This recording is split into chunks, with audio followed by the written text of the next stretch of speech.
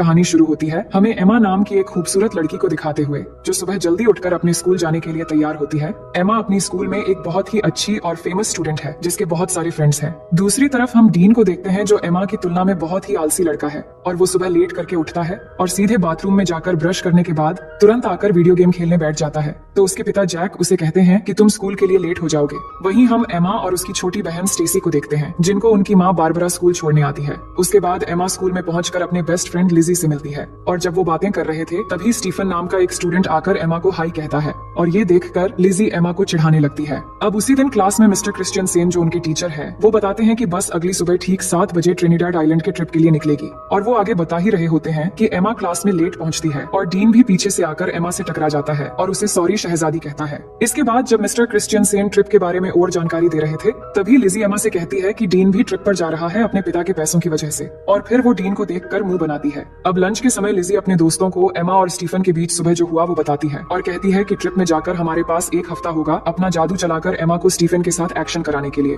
पर एमा कहती है कि हमें ये सब छोड़कर ट्रिप पर ध्यान देना चाहिए। अब सभी जब बातें कर रहे थे तभी एमा की नजर डीन पर पड़ती है, जो चाकू से सेब काट रहा था। अब थोड़ी देर में मिस कोलियर, जो एक टीचर है, वो डीन के पास आकर उसे स्कूल में चाकू लेकर आने के लिए डांटती है और फिर उसे प्रिंसिपल के ऑफिस में ले जाती है। फिर लिजी अपने दोस्तों से कहती है कि एमा को डीन जैसे लड़कों के साथ नहीं रहना चाहिए जब स्कूल का एक हॉट लड़का एमा को पसंद करता है। अब अगले दिन सुबह एमा तैयार होती है ट्रिप के लिए और अपने माँ बारबरा और पिता फिल को थैंक यू कहती है उसे ट्रिप पर जाने देने के लिए। दूसरी तरफ डीन ट्रिप पर नहीं जाना चाहता तो उसके पिता जैक उसे कहते हैं कि उसके स्कूल के नियम को तोड़ने के बाद भी उन्होंने कितनी मेहनत की उसे ट्रिप पर जगह दिलाने के लिए, जिसके बाद वो जाने के लिए मान जाता है। अब आगे हम देखते हैं कि मिस्टर क्रिश्चियन सेन सबको बस में चढ़ने के लिए कहते हैं। अब बस में चढ़ते वक्त स्टीफन एमा से पूछता है कि कैसी हो एमा, जिससे लिजी एमा को फिर से चिढ़ाती है, पर एमा उस पर ध्यान नहीं देती। अब कुछ समय के अंदर वो ट्रिनिडाड आइलैंड पहुंच जाते हैं और बस से उतरते समय मिस कोलियर सबसे कहती है कि सब कुछ देर पूल में एंजॉय कर सकते हैं, पर डिनर से पहले सबको आ जाना है और अगले दिन से प्रोग्राम शुरू करेंगे। अब कुछ देर बाद एमा और उसके सभी दोस्त पूल में जाते हैं, जहां एमा स्टीफन से मिलती है और सब एक साथ पूल में मस्ती करने लगते हैं, लेकिन डीन बिल्कुल अकेला बैल्कनी से ये सब देख रहा होता है।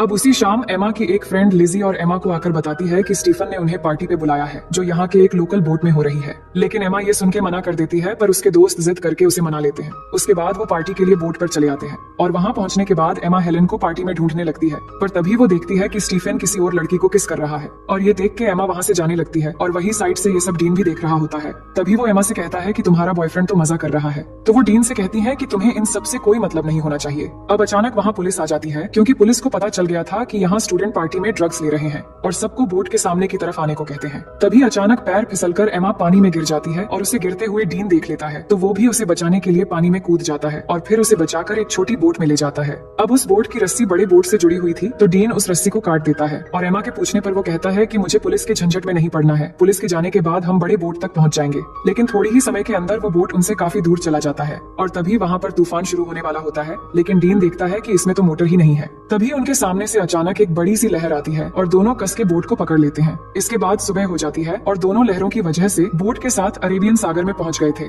डीन का फोन भीग चुका था, तो वो एमा को उसका फोन देने को कहता है, पर एमा के फोन में नेटवर्क नहीं आ रहा था। फिर एमा डीन से कहती है कि हमें पार्टी बोट का पीछा करना चाहिए था, तो डीन कहता है कि चिंता मत करो, कोई ना कोई हमें लेने आ जाएगा। वो बात ही कर रहे थे तभी अचानक एमा को थोड़ी दूरी पर एक आइलैंड नजर आती है, जिसके बाद डीन बोट को उस आइलैंड की तरफ ले जाने लगता है और बहुत मुश्किलों के बाद दोनों उस आइलैंड पर पहुंच जाते हैं और वहां पहुंच के एमा फिर से फोन के नेटवर्क को देखती है, पर वहां भी कोई नेटवर्क नहीं मिलता। फिर डीन को उस बोट पे एक फ्लेयर गन मिलती है, तो वो उसे ले लेता है और फिर दोनों आगे बढ़ने लगते हैं इस उम्मीद में कि आगे जाने पर उन्हें कोई मदद मिल जाएगा। दूसरी तरफ होटल में पिछले रात की पार्टी की वजह से मिस्टर क्रिश्चियन सेन ट्रिप को कैंसिल कर देते हैं। तभी लिजी मिस कोलियर से कहती है कि एमा होटल वापस नहीं आई है और उसे लगा कि शायद एमा कल रात किसी और के साथ थी, इसलिए उसने किसी को नहीं बताया। और वो बताती है कि उसने एमा को आखिरी बार पार्टी बोट पर देखा था। इसके बाद मिस्टर क्रिश्चियन सेन सबकी अटेंडेंस लेते हैं, तो उन्हें पता चलता है कि डीन भी यहाँ मौजूद नहीं है। अब इससे इनको पता चल जाता है कि डीन और एमा दोनों ग्रुप से मिसिंग है। उसके बाद पुलिस आकर एमा के दोस्तों से पूछताछ करते हैं, तो मिस कोलियर पुलिस से पूछती है कि क्या उन्हें ढूंढने का कोई तरीका है। तो पुलिस कहते हैं कि ऐसे केस अक्सर होते रहते हैं, शायद वो खुद से ही वापस आ जाए,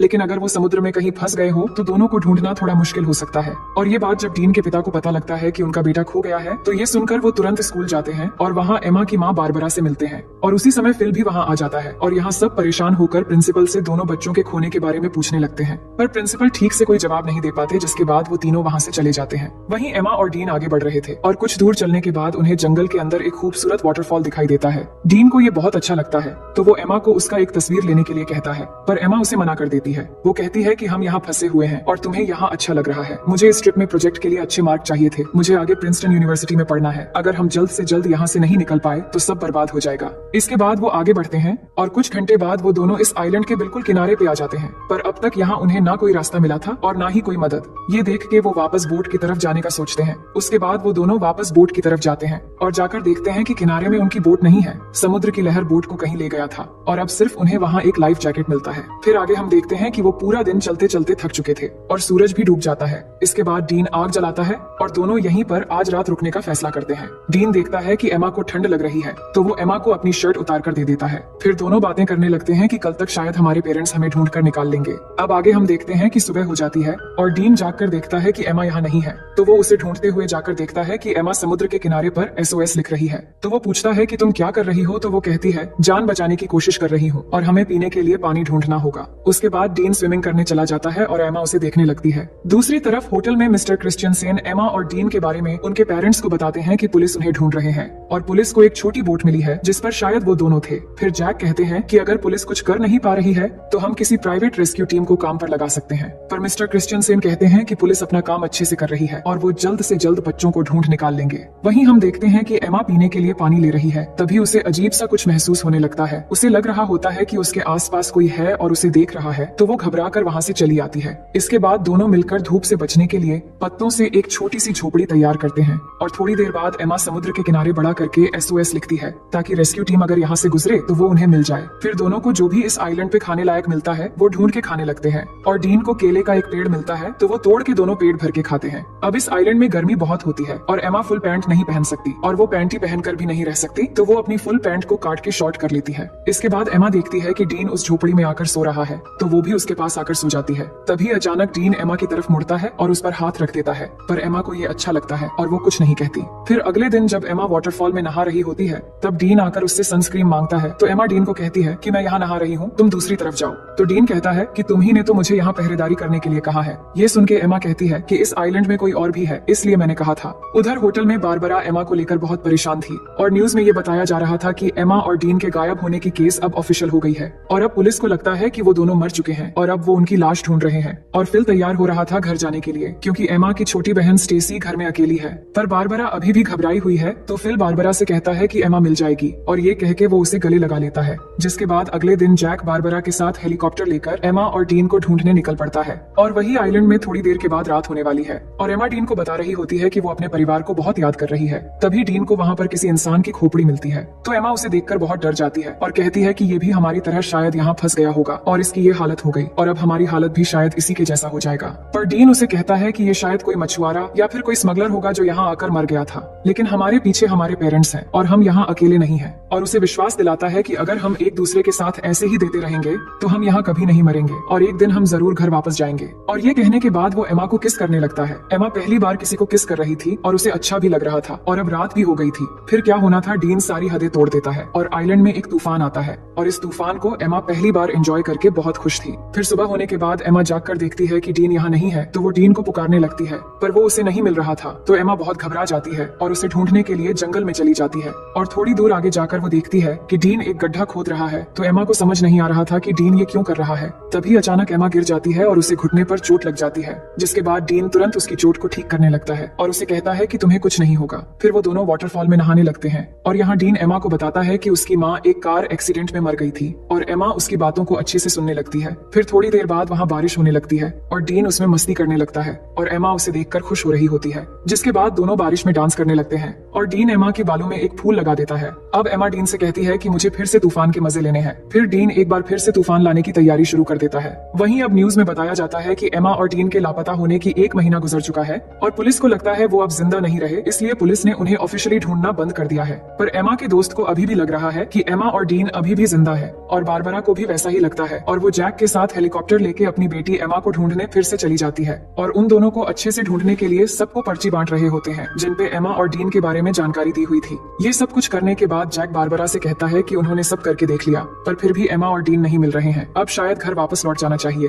ये सुनकर बारबरा उदास हो जाती है और घर चली जाती है। दूसरी तरफ डीन एमा को हरी रोशनी के बारे में बता रहा होता है, जिसके बारे में उसकी माँ ने उसे बताया था, और वो बताता है कि वो रोशनी सूरज के डूबते समय दिखती है, पर डीन ने उस रोशनी को आज तक कभी नहीं देखा है। अब यहाँ उन्हें कुछ और हफ्ते बीत जाते हैं और दोनों आइलैंड के खूबसूरत एनवायरनमेंट के मजे लेने लगते हैं। वो समुद्र में नहाते हैं और बहुत मजे करते हैं, और ऐसे ही वो एक दूसरे के बहुत करीब आ जाते हैं, और जब भी उनका मन करता है तो वो तूफान और भूकंप के मजे लेते रहते थे। अब ये सब कुछ होने के बाद एमा डीन से पूछती है कि तुमने पहली बार कैसे किया था और वो कौन थी? तो डीन बताता है कि जब मैं स्कूल में था तब मेरा एक दोस्त थी जो मुझसे उम्र में बड़ी थी। अब डीन जानता था कि एमा की ये सब कुछ पहली बार थी, तो वो पूछता है तुम्हें कैसा लगा? तो वो बताती है कि अच्छा था, लेकिन तूफान की वजह से गलत जगहों पर रेत चली गई। इसके बाद एमा कहती है कि मुझे और एक्सपीरियंस करनी है, तो डीन कहता है कि ठीक है। अब आगे हम देखते हैं कि दोनों जंगल में जाते हैं कुछ फल लाने के लिए, और डीन थोड़ी आगे जाकर फल तोड़ने लगता है। तभी अचानक उन्हें एक प्लेन की आवाज सुनाई देती है, तो दोनों खुली जगह की तरफ भागने लगते हैं, और डीन जल्दी से आकर उस प्लेन को सिग्नल देने के लिए एमा की बैग में फ्लेयर गन ढूंढने लगता है, पर उसे वो नहीं मिलती। लेकिन तब तक वो प्लेन उनसे बहुत दूर चली जाती है। फिर एमा फिर से उस फ्लेयर गन को ढूंढने लगती है, पर उसे भी नहीं मिलती। तो एमा को लगता है कि उस आइलैंड पर कोई और भी है जो उनके चीजें चुरा रहा है। फिर आगे हम देखते हैं कि कुछ दिन और बीत गए हैं, पर उनके ऊपर से अब तक सिर्फ एक ही प्लेन गुजरा है और कोई भी उन्हें बचाने नहीं आया है। दोनों झोपड़ी में बैठ के बात करने लगते हैं कि उन्हें अब घर वापस जाने की उम्मीद छोड़ देनी चाहिए और यहाँ जंगल में पूरी तरह एक दूसरे के साथ बिताने का फैसला कर लेना चाहिए। तभी अचानक डीन को किसी जानवर की आवाज आती है, तो डीन जंगल में जाता है उस जानवर को ढूंढने के लिए। तो एमा को डीन की चिंता होने लगती है, तो वो भी उसके पीछे चली जाती है। और वही डीन जैसे ही थोड़ा आगे जाकर देखता है तो वहाँ एक ब्लैक पैंथर होता है, जिसे देखते ही वो भागने लगता है, और भागते भागते काफी दूर जाने के बाद वो अचानक जमीन पे गिर जाता है। और एमा भागती हुई जब डीन के पास पहुँचती है तो वो देखती है कि डीन के पास खून से लथपथ एक चाकू है और उसने एक ब्लैक पैंथर को मार दिया है। फिर आगे हम देखते हैं कि एमा और डीन के सभी दोस्त और पेरेंट्स उनके बिना ही अपनी जिंदगी की शुरुआत कर लेते हैं, और यहाँ एमा और डीन ने भी आइलैंड पर जीना सीख लिया है और इधर ही अपनी जिंदगी गुजारने का फैसला कर लिया है, क्योंकि उन्हें जो उम्मीद थी कि उन्हें कोई बचाने आएगा वो भी अब खत्म हो चुकी थी। उन्होंने शिकार करना भी सीख लिया है और यहाँ पर झोपड़ी बनाकर रहते हैं और सभी उम्मीदें छोड़कर खुशी से एक दूसरे के साथ देते हुए दिन गुजारने लगते हैं। फिर एक दिन एमा उल्टियां करने लगती है, तो डीन ये देखकर उसे पूछता है कि क्या तुम प्रेग्नेंट हो? तो एमा कहती है कि नहीं, उल्टियां बस ऐसे ही हो गई हैं। इसके बाद एमा अच्छा महसूस करने के लिए डीन के साथ लेट जाती है, पर जब वो दोनों बात कर रहे होते हैं तभी एमा की खोई हुई चीजें ऊपर से गिरने लगती है, और जब वो दोनों ऊपर देखते हैं तो वहाँ पेड़ पर एक बंदर होता है जो उनके सामान फेंक रहा होता है, और वो देखते हैं कि बंदर के हाथ में वो फ्लेयर गन भी है जो डीन को उस दिन नहीं मिला था। तो उस बंदर को एमा एक केला दिखाती है, तो वो गन नीचे फेंक देता है, जिसके बाद उन्हें ऊपर से एक हेलीकॉप्टर की आवाज आती है, तो वो भागते हुए खुली जगह पर आते हैं और एमा गन लोड करके फायर करती है, तो वो हेलीकॉप्टर वाले उन्हें देख लेते हैं, जिसके बाद वहाँ से उन्हें रेस्क्यू कर लिया जाता है। और अब फाइनली दोनों 3 महीने के बाद वापस आ जाते हैं, और एयरपोर्ट पे एमा और डीन के दोस्त और पेरेंट्स उनसे मिलकर बहुत खुश हो जाते हैं, जिसके बाद दोनों के पेरेंट्स उन्हें अपने अपने घर लेकर चले जाते हैं। अब घर आने के बाद डीन उसी रात को एमा से मिलने जाता है और वो बात करते हैं कि घर वापस आकर कितना अजीब लग रहा है, और यहाँ डीन एमा को किस करने वाला होता है, पर एमा नहीं करती और कहती है कि हर 10 मिनट में उसके पेरेंट्स उससे मिलने आ रहे हैं, अब शायद तुम्हें यहाँ से चले जाना चाहिए, और कहती है कि हमारे आने की खुशी में मेरे पेरेंट्स ने एक पार्टी रखी है, तो तुम्हें भी आना है। फिर अगले दिन पार्टी पे सब जमा होते हैं और एमा के पेरेंट्स सबको कुछ कहने लगते हैं उनके बच्चों के वापस आने पे। इसके बाद स्टेसी डीन से पूछती है कि तुम सबके साथ क्यों नहीं हो? तो डीन कहता है कि मुझे सबसे घुलना मिलना अच्छा नहीं लगता। इसके बाद डीन एमा को उसके साथ आने के लिए इशारा करता है, पर एमा नहीं आती और उसे अनदेखा कर देती है, और ये देखकर डीन पार्टी से चला जाता है। इसके बाद सभी चीजें पहले की तरह हो जाती हैं और एमा आइलैंड से वापस आने पर वो बहुत फेमस हो जाती है, पर डीन अभी भी अकेला ही रहता है, और जब भी एमा और डीन एक दूसरे के पास से गुजरते हैं तो वो बस एक दूसरे की तरफ ही देखते हैं। फिर कुछ दिन बाद एमा डीन को कॉल करती है, पर डीन कॉल नहीं उठाता। उसके बाद हम देखते हैं कि एमा के रूम में स्टेसी जाती है और उसे कहती है कि तुम्हारे लापता हो जाने के बाद हमने तुम्हें बहुत मिस किया और मॉम डैड भी बहुत परेशान थे। हमने तो सोच लिया था कि शायद हमने तुम्हें बिल्कुल खो दिया है, लेकिन आज हम सब अच्छे से एक साथ हैं और बहुत खुश है। फिर एमा स्टेसी से कहती है कि तुम मेरी बहुत अच्छी बहन हो, और फिर वो दोनों एक साथ प्रॉम पार्टी में जाने का डिसाइड करते हैं। दूसरी ओर हम डीन को देखते हैं जो अपनी माँ के कब्र पर जाता है और अपनी माँ को मिस करते हुए बहुत रोता है। अब प्रॉम पार्टी की रात डीन टीवी देख रहा होता है, तो उसके पिता उसे पूछते हैं कि क्या पार्टी में तुम मेरे कोट पहनकर जाना चाहोगे? दूसरी तरफ एमा पार्टी में अपनी बहन के साथ पहुंच गई थी, जिसके बाद लिजी उसके पास आती है और एमा को एक सरप्राइज देने के लिए आगे ले जाने लगती है, और तभी एमा देखती है कि बाहर बारिश में डीन कोट पहन के खड़ा है और एमा का इंतजार कर रहा है। ये देखकर एमा आइलैंड की वो सब कुछ याद करने लगती है। इसके बाद पार्टी से बाहर आकर एमा डीन के पास जाती है और यहाँ दोनों बहुत खुश होते हैं और किस करने लगते हैं, और इसी सीन के साथ ये कहानी यहीं पर खत्म हो जाती है।